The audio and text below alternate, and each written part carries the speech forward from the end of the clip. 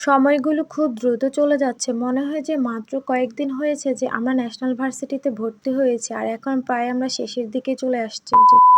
Hello everyone, আসসালামু আলাইকুম। আমার ভিডিওটা ছিল আমার পরীক্ষার একদম লাস্ট দিনে। প্রতিদিন পরীক্ষার প্রায় কয়েক মিনিট আগে আমরা কলেজে আসি, তো আমাদের আসলে তেমনভাবে বেলপুরি ফুচকা এগুলো খাওয়া হয় না। তো আমি যেহেতু আজকে একটু তাড়াতাড়ি চলে আসছি, কারণ আমি জানি যে কলেজ রোডে অনেকটা জ্যাম থাকে, তো তার জন্য আজকে একটু তাড়াতাড়ি বাসা থেকে বের হয়েছিলাম। সবাইকে বেলপুরি খেতে দেখে ভাবলাম যে আমি একটু খাই, যেহেতু আমার তেমন একটা চাঁদপুরে আসা হবে না, আর চাঁদপুরে আসলে কিন্তু ফুচকা বেলপুরিটা খাওয়া হয়, আর এবার তেমন একটা খাওয়া হয় না, যেহেতু লাস্ট এক্সাম ছিল ভাবলাম যে আজকে একটু খাই। তারপরে চলে আসলাম আমি পরীক্ষার হলে। এসেই দেখি আমার সাথে কেউই আসে নাই, অন্যান্য ডিপার্টমেন্টের মেয়েরা এসেছে। পরে আমি মনে মনে ভাবতেছিলাম যে আমি মনে হয় একটু তাড়াতাড়ি চলে আসছি, আর এদিক দিয়ে অন্যান্য ডিপার্টমেন্টের মেয়েরা মোবাইল থেকে পড়তেছিল।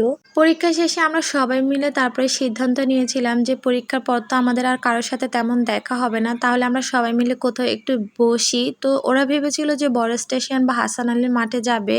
পরে আমি ওদেরকে বললাম যে দেখ, আমরা যেহেতু অনেক লেট হয়ে যাবে বাসায় যেতে যেতে, আর দুপুরের খাবারটাও যেহেতু আমরা খাই নাই, আমাদের অনেক ক্ষুধা লাগছে, তাহলে আমরা হ্যাং আউটে চলে যাই। আমাদের সবার বাজেট অনুযায়ী আমরা খেতে পারবো, এখানে খুব রিজনেবল প্রাইসে খাবারটা পাওয়া যায়। বসে বসে কথাও হলো আর সবার খাওয়া দাওয়াও হলো। তারপরে সবাই মিলে চলে আসলাম আমরা হ্যাং আউটে। এইখানে আসার পর আমরা সবাই মিলে একটু দুষ্টামি করতেছিলাম, কারণ আমাদের বেসটা মানে পরীক্ষার সময় আমরা সবার সাথে একদম সবার খুব সুন্দরভাবে দেখা হয়, তাছাড়া কিন্তু কারোর সাথে কারো তেমন একটা দেখা হয় না। কেন জানি আমার কাছে মনে হয় যে আমি যখনই যে বেসে থাকি সেই বেসটা কেন জানি একটু বদনামের ভাগেই থাকে।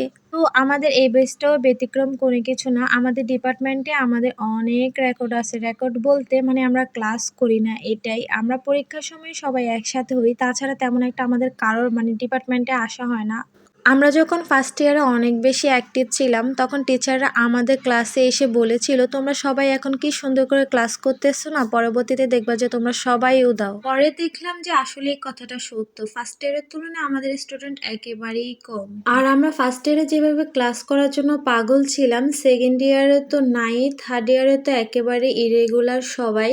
এজন্যই লাস্ট পরীক্ষার দিন সবাই একসাথে মিলে আড্ডা দিতে চেয়েছিলাম। যাই হোক, রেস্টুরেন্টে হোক আর যেখানেই হোক, একসাথে অনেক ভালো একটা সময় কাটিয়েছি। আর আমরা এখানে এসে থাই রাইস বলটা অর্ডার করেছিলাম ওনাদের।